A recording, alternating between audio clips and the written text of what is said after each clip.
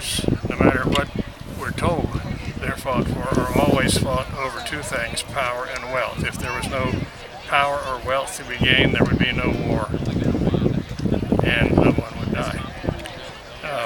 Why was the war between the states fought? I can give you one example among many. At that time, the federal government had one primary way of acquiring revenue. There was no taxation, that is, no income tax at that time, and their main source of revenue was tariff. The southern states, the cotton-growing states, tobacco, rice, sugarcane, indigo, and naval stores were exported, and manufactured goods were imported primarily from England and France. At one time, the tariff was about 15% on all imported goods, 15 cents on the dollar. Just prior to 1860, a tariff act was passed called the Morrill Tariff Act, M-O-R-R-I-L-L. It would have raised the tariff as high as 47% on all imported goods. The southern states were paying that tariff on their imported goods. There were 15 so-called slave states at that time. There were 22 so-called free states at that time. When I say so-called, because there were slaves still in northern states, in some parts of northern states.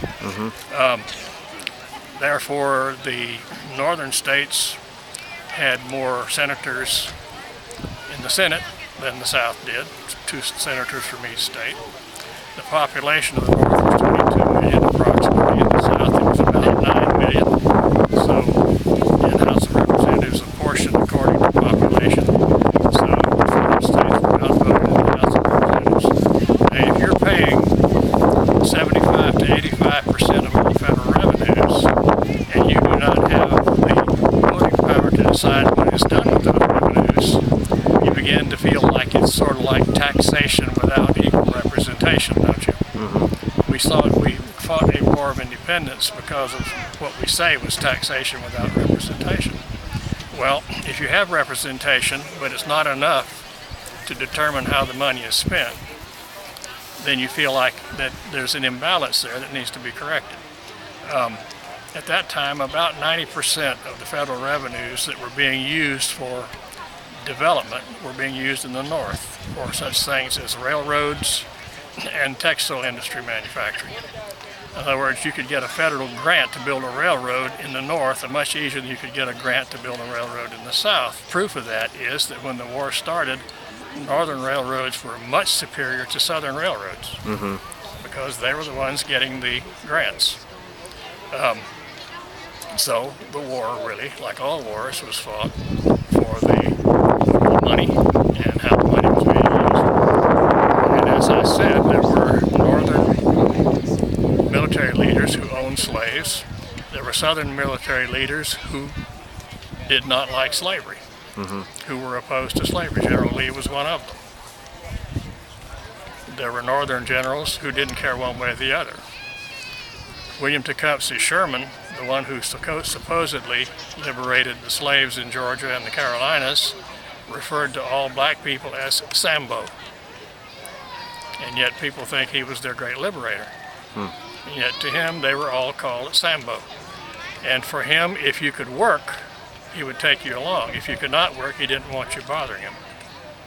So when so-called freed people would follow Sherman's army, if they could take up a shovel or a musket and work or fight, they were welcome. If they couldn't, they were a burden to his army and he didn't want them.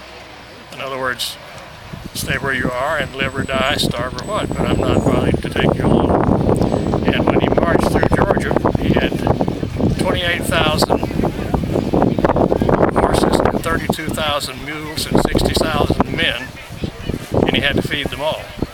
And he fed them on the land. He cut his supply lines and fed them on the land. So imagine how much was left when Sherman's army got through going from Atlanta to Savannah. There was nothing left. So if you want to eat, you followed the army. They're the ones taking the food. So it's an unusual thing. Historians, unfortunately, have chosen to to promote the idea that the war was over slavery and nothing else. That was one aspect of it, but that was not the cause for it. In fact, in 1860, another amendment to the Constitution was proposed. You've heard of the 13th Amendment, haven't you?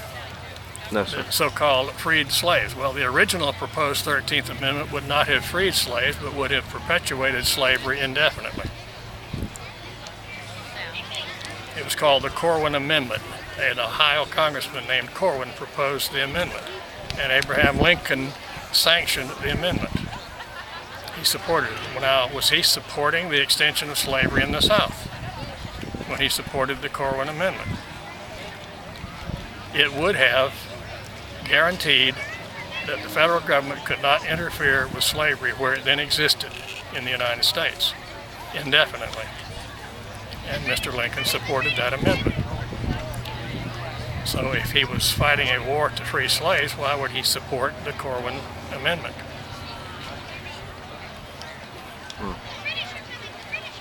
I'm not trying to be anti anything. I'm an American. My mother was born in Georgia, my father was born in Connecticut, so what am I? I'm more or less a middle American and served in the United States Navy, so I'm proud of my country and I support my nation. But I'm a historian and I like to see history as it really happened, not as somebody has made it up to have happened.